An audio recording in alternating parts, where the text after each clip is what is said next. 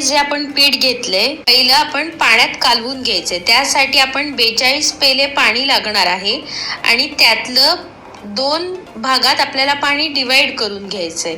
42 पेल्यातलं 10 पेले पाणी काढून घ्यायचं वेगळं, त्यात पीठ मिक्स करायचं आणि पीठ मिक्स करताना लक्ष ठेवायचं की त्या पिठाच्या गुठळ्या होणार नाहीत। पीठ एकदम चांगलं पाण्यात एकजीव करून घ्यायचं। ते पीठ एकजीव झालं की मग उरलेल्या पाण्यात पिठाचं जे मिश्रण आहे ते आपण पाण्यात टाकून घ्यायचं आणि चांगलं मिक्स करून घ्यायचं सगळं। खारुड्याचं पीठ पाण्यात मिक्स झाल्यानंतर त्यामध्ये मीठ आणि पापडखार हे दोन्ही टाकून घ्यायचं आणि ते गॅसवर ठेवायचं, सतत हलवत राहायचं।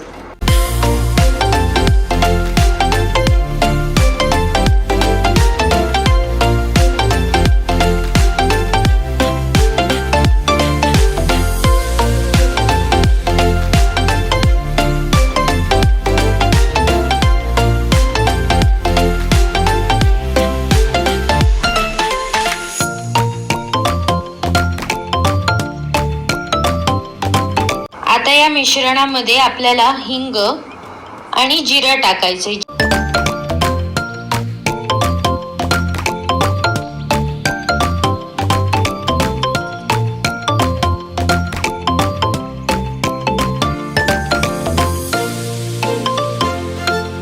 खारुड्याचं मिश्रण जे आपण आता गॅसवर ठेवलेलं आहे ते मोठ्याच गॅसवर सतत ढवळत राहावं लागतं।